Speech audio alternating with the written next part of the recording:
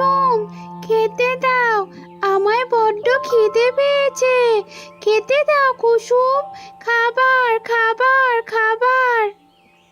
হ্যাঁ হ্যাঁ, আমি আগে ঘরের সব কাজ ছেড়ে নিই, তারপর তোকে লাল লঙ্কা সবুজ লঙ্কা সব খেতে দেব। হঠাৎ শুয়ে থাকা কুসুমের ৬-৭ মাসের ছোট্ট মেয়েটি জোরে জোরে কাঁদতে শুরু করে। কুসুম, কুসুম, খুকি জেগে গেছে, খুকি জেগে গেছে, ওর খিদে পেয়েছে, বড্ড খিদে পেয়েছে। আরে, এই তো কিছুক্ষণ আগে দুধ খাইয়ে ঘুম পাড়িয়ে দিয়ে এলাম ওকে, এর মধ্যে আবার খিদে পেয়ে গেছে নাকি? দাঁড়া মা, এখনই দুধ নিয়ে আসছি।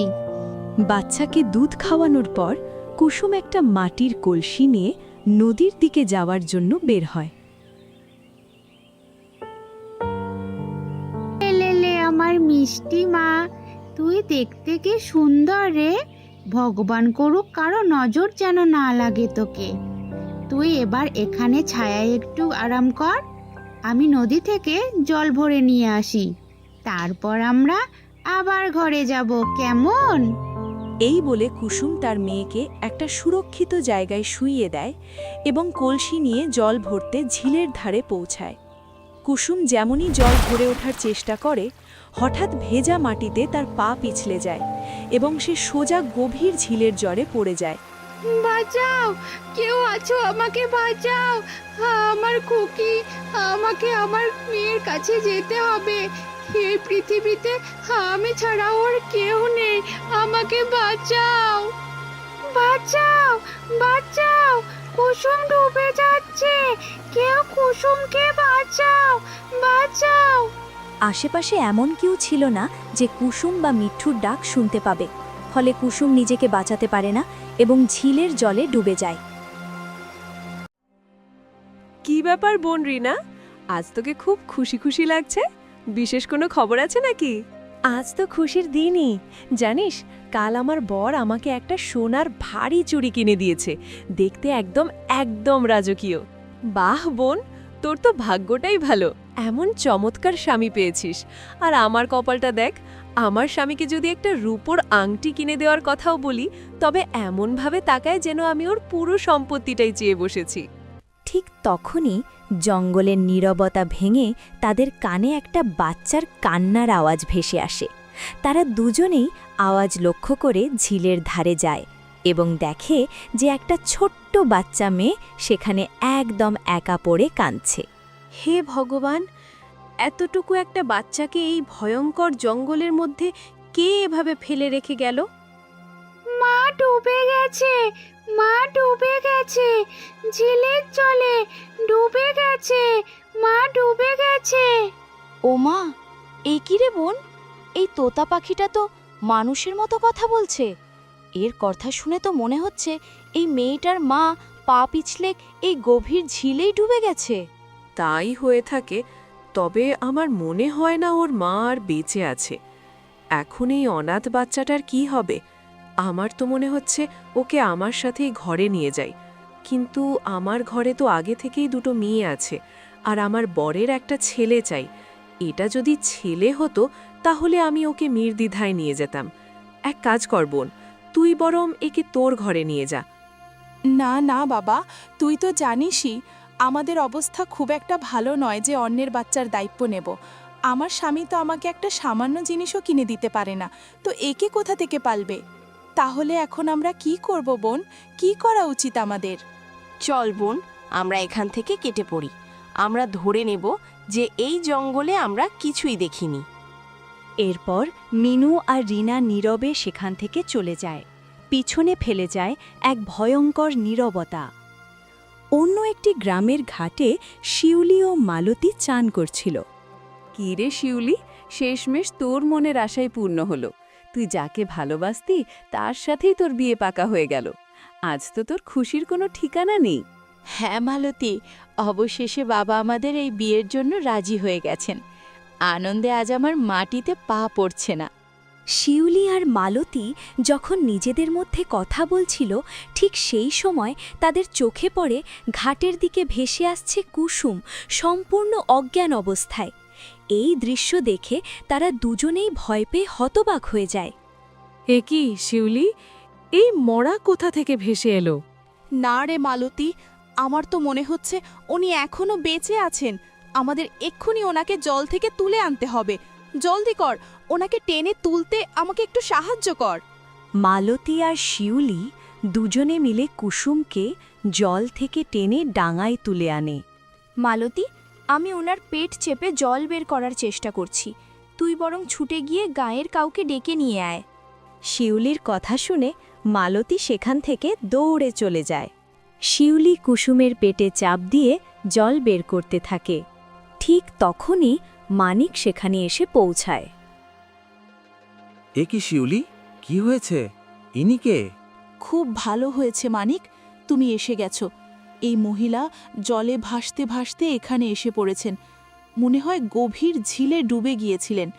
আমি পেট থেকে সব জল বের করে দিয়েছি ঠিকই, কিন্তু ওনার তো জ্ঞান ফিরছে না। ঘাবড়ানোর কিছু নেই, চলো আমি ওনাকে পাঁজাকোলা করে বিপিন জেঠুর দাওয়াতে নিয়ে যাই। উনি বদ্যি মানুষ, ঠিক চিকিৎসা করে দেবেন। এরপর মানিক কুসুমকে তুলে বিপিন জেঠুর কাছে নিয়ে যায়। বিপিন জেঠু, উনি এখন ঠিক আছেন তো? হ্যাঁ মা, এখন ওনার ভয়ের কিছু নেই। আমি গরম তেল দিয়ে ওনার পায়ে মালিশ করে দিয়েছি। শরীরে একটু গরম ভাব গেলেই জ্ঞান ফিরে আসবে। তবে তুই খুব বুদ্ধির কাজ করেছিস মা, সময় মতো পেট থেকে জলটা বের করে দিয়ে। আমার শিউলি তো বুদ্ধিমতী হবেই জেঠু, সেই জন্যই তো আমি ওকে এত ভালোবাসি। হঠাৎ কুসুমের জ্ঞান ফেরে এবং সে ধড়ফড় করে উঠে বসে। যাক বাবা দিদি, আপনার জ্ঞান ফিরেছে। দিদি, তুমি কি আমার বোন হও? আমি কোথায়? আমার তো কিছুই মনে পড়ছে না। মনে হচ্ছে মাথায় চোট লাগায় ওনার স্মৃতিশক্তি একটু গোলমাল হয়ে গেছে। দেখো মা, একটু জোর দিয়ে মনে করার চেষ্টা করো তো। তুমি কে, কোথা থেকে এসেছো, একটু ভাবলেই মনে পড়বে। আমাকে ক্ষমা করবেন জেঠু, আমি অনেক চেষ্টা করছি, কিন্তু আমার মাথায় কিছুই আসছে না। কুসুম হঠাৎ চিৎকার করে ওঠে। খোকি, আমার খোকি কোথায়? আমার খোকিকে এনে দাও। কুসুমের হঠাৎ সব কথা মনে পড়ে যায়। সে তড়িঘড়ি উঠে দাঁড়ায় এবং পাগলের মতো ছুটতে শুরু করে। এ কি, ওনার হঠাৎ কি হলো? দিদি দাঁড়ান, কোথায় ছুটছেন আপনি? আমার খোকি, আমার মেয়ে, আমি আসছি মা, তুই একদম ভয় পাস না। দিদি, আপনি ঠিক আছেন তো? এমন পাগলের মতো ছুটছেন কেন? আমার ছোট্ট মেয়েটা, মোটে 7 মাস বয়স ওর। ওকে আমি জলের ধারে একা রেখে এসেছিলাম। আমি ছাড়া যে ওর আর কেউ নেই। আমাকে এখনই যেতে হবে।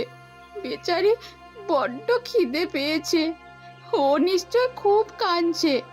আমি ওকে দুধ খাওয়াতে যেতে হবে। আমাকে যেতে দাও তোমরা। কিন্তু আপনার গ্রামটা কোথায় সেটা তো আগে বলুন। শিমুলতলা। আমার গ্রাম শিমুলতলা? শিমুলতলা? এ নামে তো আশেপাশে 50 ক্রোশের মধ্যে কোনো গ্রাম নেই। তার মানে আপনি অনেক দূর থেকে ভাসতে ভাসতে এখানে এসে পড়েছেন। এই গ্রাম খুঁজে বের করতেই তো অনেক সময় লেগে যাবে। ততক্ষণে ওই ছোট্ট বাচ্চাটার... না, আমার মেয়ের কিচ্ছু হতে পারে না। সব দোষ আমার। আমি কেন সাবধানে জলে নামতে গেলাম না? আমি কেন জলে ডুবে গেলাম? আমার মেয়ে যেন কিচ্ছু না হয়। নিজেকে সামলান দিদি, আপনার মেয়ের কিচ্ছু হবে না, কেমন? ঈশ্বর ওপর ভরসা রাখুন। মানিক, তুমি এক্ষুনি একবার শিমুলতলার খোঁজে বেরিয়ে পড়ো। ওনার মেয়েকে নিশ্চয়ই পাওয়া যাবে। একদম ঠিক বলেছ শিউলি, আমি এই মুহূর্তেই রওনা হচ্ছি। মানিক শিমুলতলার উদ্দেশ্যে রওনা হয়। অনেক খোঁজাখুঁজির পর সেই গ্রামে পৌঁছায় এবং গ্রামবাসীদের ও সেই 2 মহিলা মিনু ও রিনার খোঁজ পায়, যারা বাচ্চাটিকে দেখেছিল। কিন্তু তন্ন তন্ন করে খুঁজেও বাচ্চাটিকে কোথাও পাওয়া যায় না। হতাশ হয়ে মানিক নিজের গ্রামে ফিরে আসে। কি ব্যাপার মানিক, তুমি খালি হাতে ফিরে এলে কেন? বাচ্চাটা কোথায়? আমার খোকি, আমার মেয়ে কোথায়? বলো ভাই, আমার মেয়ে কোথায়? আমাকে মাফ করবেন দিদি, আমি আপনার মেয়েকে খোঁজার জন্য অনেক চেষ্টা করেছি। দুজন মহিলা আমাকে বলেছিল যে তারা জঙ্গলে আপনার মেয়েকে একটা তোতা পাখির সাথে দেখেছিল। কিন্তু আমি যখন জঙ্গলে ঝিলের ধারে পৌঁছালাম তখন সেখানে না ছিল কোনো তোতা পাখি, না ছিল আপনার মেয়ে। পুরো গ্রাম তন্ন তন্ন করে খুঁজেছি, কিন্তু ওকে কোথাও পাইনি। কিছু লোক তো আবার এও বলছিল যে ওই জঙ্গলে হিংস্র বন্য জন্তু থাকে, হয়তো তারা। মানিক, এই কথাটা কি এখন বলা খুব জরুরি ছিল? হ্যাঁ, তুমি ঠিকই বলেছ। আমাকে ক্ষমা করো, আমার মুখে এমন কথা বলা সাজে না। কুসুম ধীরে ধীরে নিজের নিয়ন্ত্রণ হারাতে থাকে এবং তার চোখে মুখে অস্থিরতা ফুটে ওঠে। আমার মেয়ে বেঁচে আছে। হ্যাঁ, আমার খুকি বেঁচে আছে। মারে, তুই একদম ভাবিস না। তুই আমার কোলে আয় মা, আমি তোকে আর কোনোদিন একা ছাড়বো না। এই বলে কুসুম বিছানায় পড়ে থাকা একটা বালিশকে নিজের কোলে তুলে নেয় এবং তার সাথে কথা বলতে শুরু করে। এ কি দিদি? দিদি, আপনি এসব কি বলছেন? ওটা তো আপনার মেয়ে নয়, ওটা তো একটা বালিশ। ওটাকে ছেড়ে দিন। না না, এটা আমারই মেয়ে। কেউ যদি তোমরা একে আলাদা করার চেষ্টা করো, আমি কিন্তু তোমাদেরকে ছাড়বো না। এটা আমার মেয়ে, তাই না রে খুকি? তুই তো আমার মেয়ে। দেখ, এরা সবাই তোকে বালিশ বলছে। আমার এমন চাঁদের মতো মেয়েকে কেউ বালিশ বলতে পারে, তাই না? ওহ ঈশ্বর! মানিক, দেখছো কি অবস্থা? মনে হচ্ছে দিদির মাথার ঠিক নেই। ঠিকই বলেছ শিউলি। বেচারি দিদি মেয়েকে হারানোর শোকে এত বড় একটা ধাক্কা সামলাতে পারেননি। ইস, যদি কোনোভাবে বাচ্চাটা সুস্থ ও নিরাপদে ওর মায়ের কাছে ফিরে আসতো। দেখতে দেখতে 18 বছর কেটে গেছে। কুসুমের ছোট্ট মেয়ে পারুল এখন আর ছোট নেই, সে বড় হয়ে উঠেছে। আজ সে ঝিলের ধারে জল নিতে এসেছে। দূরে দাঁড়িয়ে দুটি মেয়ে তাকে দেখে নিজেদের মধ্যে ফিসফিস করে কিছু কথা বলছে। আরে দেখ, এ তো সেই মেয়েটা না যাকে বাসন্তী কাকিমা মানুষ করছে। মা তো বলছিল একে নাকি ঝিলের ধারেই কুড়িয়ে পাওয়া গিয়েছিল। এর মা নাকি জলেই ডুবে মরেছিল। সেই থেকে এই ঝিলের আশেপাশে ওর মায়ের অতৃপ্ত আত্মা ঘুরে বেড়ায়। ওরে বাপরে, তুই এসব কথা আমাকে কেন শোনাচ্ছিস বলতো? আমার এসব ভূতের কথায় বড্ড ভয় করে। চল চল, এখান থেকে এক্ষুনি পালাই, পরে এসে জল ভরে নিয়ে যাব। কি রে পারুল, এদিক ওদিক কি খুঁজছিস? সব ঠিক আছে তো?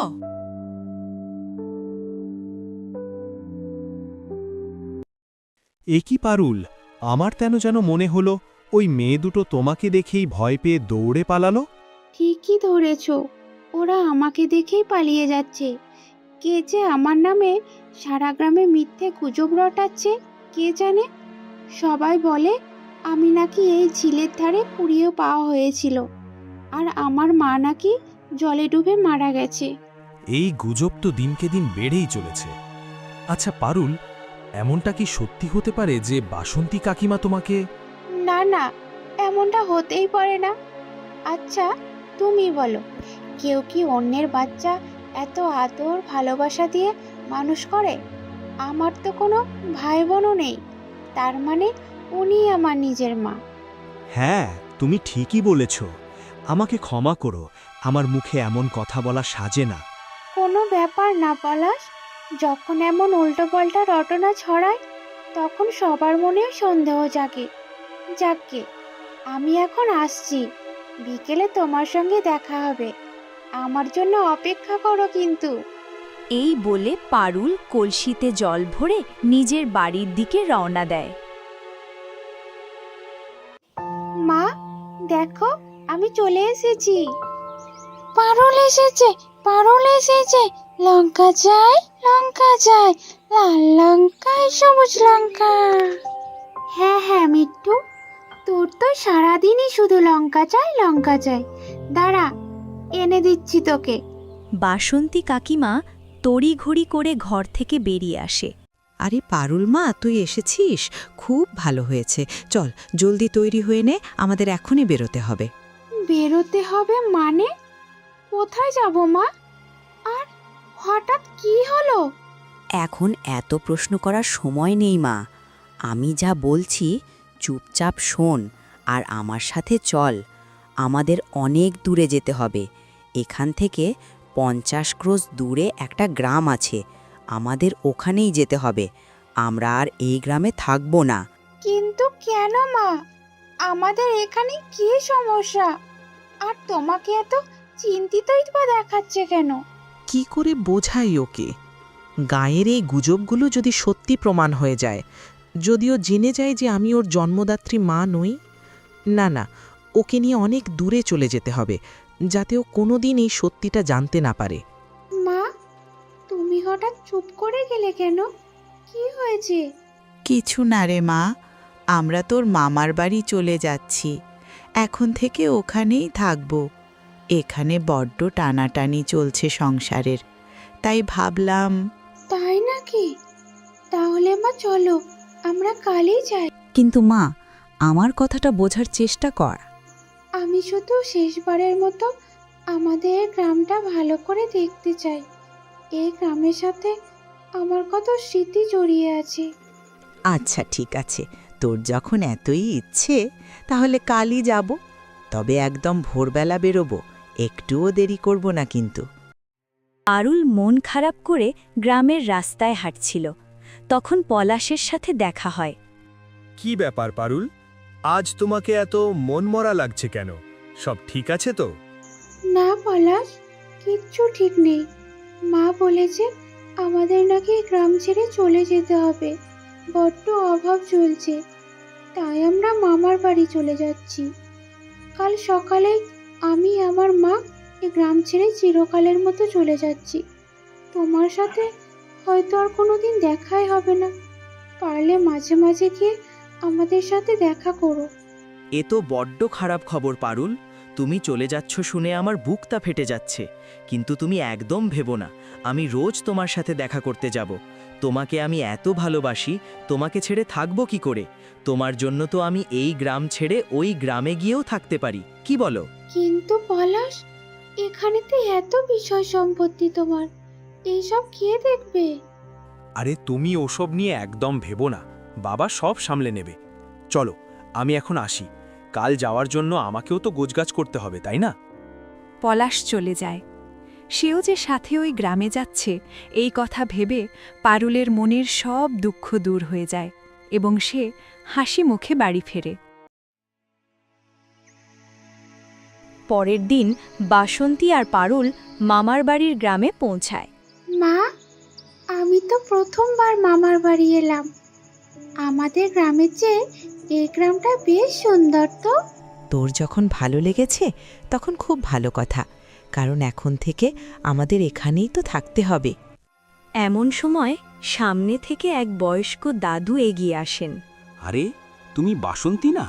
কত বছর কেটে গেল, আমি তো ভাবতেই পারিনি যে তুমি আর কোনো দিন এই গ্রামে পা রাখবে। হ্যাঁ জ্যাঠামশাই, কি আর করব বলুন, আমার স্বামী তো আর বেঁচে নেই। এখন সম্বল বলতে ওই ভাইটাই আছে, তাই ভাবলাম ওর কাছেই গিয়ে থাকি। আহারে, শুনে বড্ড কষ্ট হলো রে মা। যে স্বামীর জন্য তুই নিজের বাবা মায়ের সাথে ঝগড়া করে এই গ্রাম ছেড়ে অত দূরে চলে গেছিলি, সেই আজ আর পৃথিবীতে নেই। তা এই মেয়েটি কে? ও আমার মেয়ে পারুল।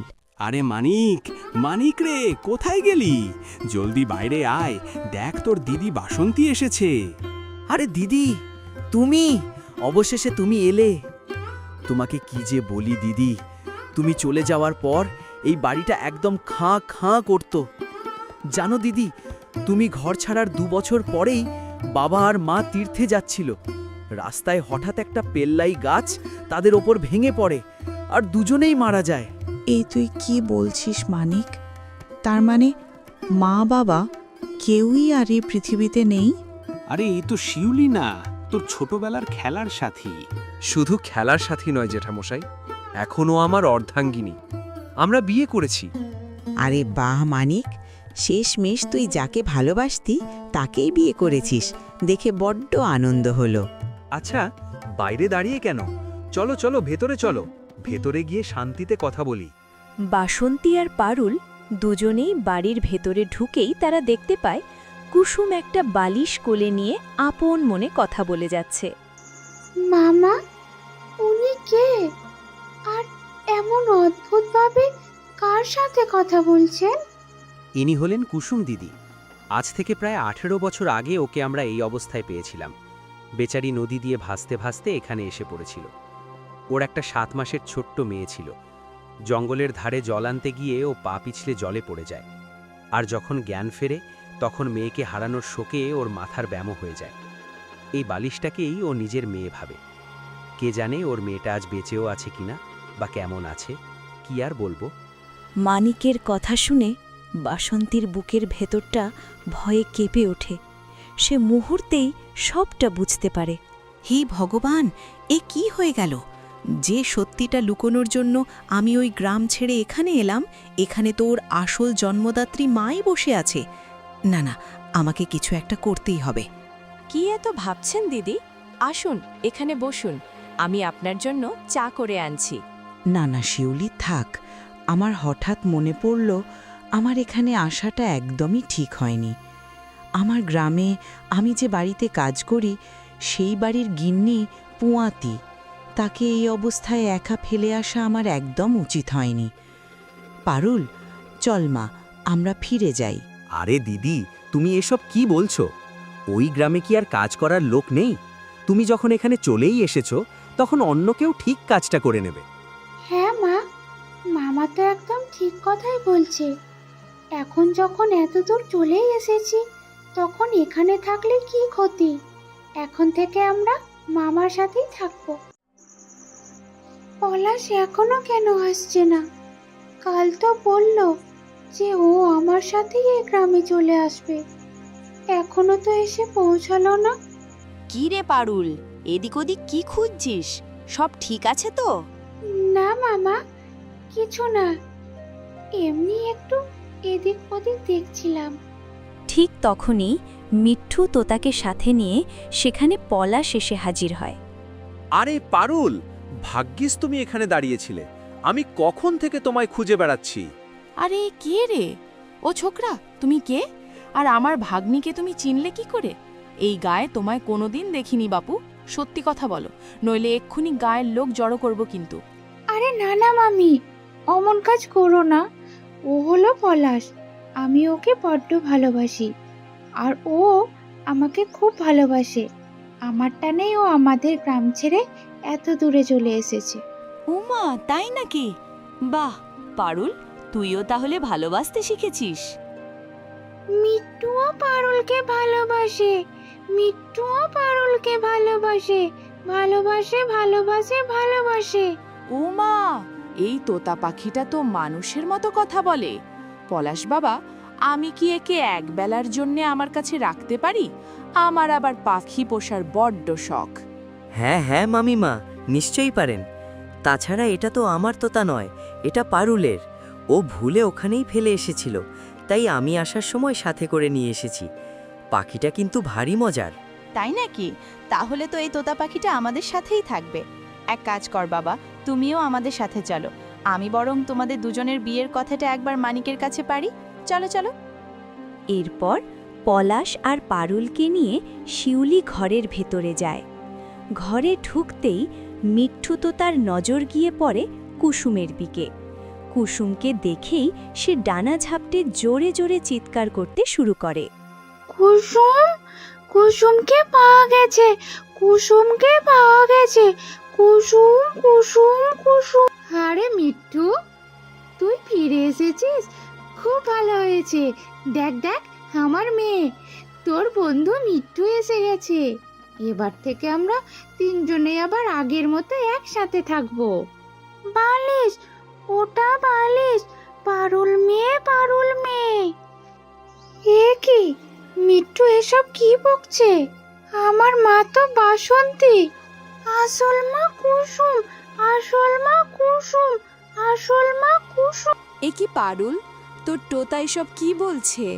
তার মানে কি দিদিভাই তোকে জঙ্গল থেকে কুড়িয়ে পেয়ে নিজের মেয়ের মতো মানুষ করেছে? তার মানে কি তোর গ্রামের লোকেরা তোর নামে যে কানাঘুষো করতো সেটাই সত্যি? এমন সময় মানিক আর বাসন্তী কাকিমাও সেখানে ছুটে আসে। তোতা পাখিটিকে দেখেই বাসন্তী কাকিমার মুখ শুকিয়ে যায়। সর্বনাশ, এ তোতা পাখিটা আবার কোত্থেকে উড়ে এলো? কুসুমকে দেখে এ আবার সব সত্যি কথা ফাঁস করে দিল না তো? খুব ভালো হয়েছে মা, তুমি এসে গেছো। মা, তুমিই বলো, মিঠু যেসব কি আবোল তাবোল বকছে, তুমি তো আমার নিজের মা, তাই না? এই যে মহিলা নিজের মেয়েকে হারিয়ে পাগল হয়ে গেছেন, ইনি কি আমার আসল মা? আরে না না মা, তুইও যেমন। এই সামান্য পাখির কথায় কেউ কান দেয়? ও তো একটা অবলা পাখি, যখন যা মুখে আসে তাই বকে। ওর কথায় একদম কান দিস না তুই। আমিই তোর নিজের মা পারুল, আমার কথা বিশ্বাস কর মা। যদি তাই হয় মা, তাহলে তুমি আমার মাথা ছুঁয়ে দিব্যি করে বলো, বলো যে তুমি আমায় জন্ম দিয়েছো, আমাকে কোনো ঝিলের ধারে থেকে কুড়িয়ে আনোনি। পারুলের মুখে এই কথা শুনে বাসন্তী কাকিমা একদম নিশ্চুপ হয়ে মাথা নিচু করে দাঁড়িয়ে থাকে। তার এই নীরবতা পারুলকে আরও অস্থির করে তোলে এবং সে সব সত্যিটা বুঝে ফেলে। তুমি চুপ করে আছো কেন মা? তার মানে এটাই সত্যি, এই পাগল মহিলা আমার আসল জন্মদাত্রী মা। হ্যাঁ পারুল, এটাই সত্যি। আমি তোকে জন্ম দিইনি মা, এই পাগল মহিলাটিই তোর আসল জন্মদাত্রী মা। আমি তো শুধু তোকে বুকে করে বড় করেছি। আমি যে বন্ধ্যা, আমার কোনোদিন সন্তান হতো না, আর সেই কারণেই আমি যাকে ভালোবেসে নিজের ঘর বাড়ি সব ছেড়েছিলাম, সে আমাকে পথের মাঝে ছেড়ে দিয়ে চলে যায়। আমি দুঃখে অভিমানে ওই ঝিলের জলে ডুবে মরতে গিয়েছিলাম, কিন্তু ঠিক তখনই তুই আমাকে বাঁচার একটা নতুন কারণ বুঝিয়ে দিলি। বাসন্তী কাকিমার এই কথা শুনে সেখানে দাঁড়িয়ে থাকা সবাই একেবারে হতবাক হয়ে যায়। মা, তুমি আমার জীবনে এসেছো দেবদূতের মতো। সেই দিন তুমি না থাকলে হয়তো জঙ্গলে জানোয়াররা আমাকে মেরেই ফেলতো। জন্মদাত্রীর চেয়ে যে পালন করে তার স্থান অনেক ওপরে, তাই আমার শেষ নিঃশ্বাস পর্যন্ত আমি তোমাকেই মা বলে জানবো। কিন্তু মা, আমি আজ বড্ড খুশি যে আমার জন্মদাত্রী মাকেও ফিরে পেয়েছি। মা, তুমি আমার জন্য কত কষ্ট সহ্য করেছো, তোমার বেঁচে থাকার কারণটাও ছিলাম আমি, আর আমি তোমার কাছ থেকে দূরে হারিয়ে গিয়েছিলাম, তাই তো তোমার এই দশা। কিন্তু তুমি আর একদম ভেবো না মা, দেখো আমি তোমার মেয়ে ফিরে এসেছি। এখন থেকে আমি তোমার খুব যত্ন নেব, আর দেখো তুমি খুব তাড়াতাড়ি সুস্থ হয়ে যাবে, একদম ভেবো না মা। পারুলের সেই স্পর্শ আর গলার আওয়াজ কুসুমের মনের সমস্ত অন্ধকার নিমেষের মধ্যে দূর করে দেয়। 18 বছর ধরে জমে থাকা মেঘ কেটে গিয়ে কুসুমের হারানো স্মৃতি ফিরে আসে। সে চোখের সামনে নিজের মেয়েকে চিনতে পারে। আমার খুকি পারুল রে, আমি তোর কত বড় অভাগী মা রে বলতো।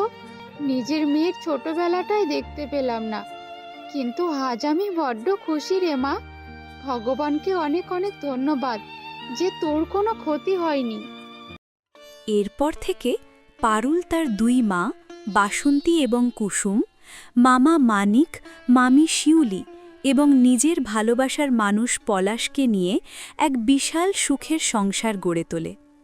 মিঠু, তোতার খুনসুটি আর সবার ভালোবাসায় তাদের বাড়ি সবসময় আনন্দে মেতে থাকে। পারুলের জীবনে আর কোনো অভাব বা দুঃখ থাকে না।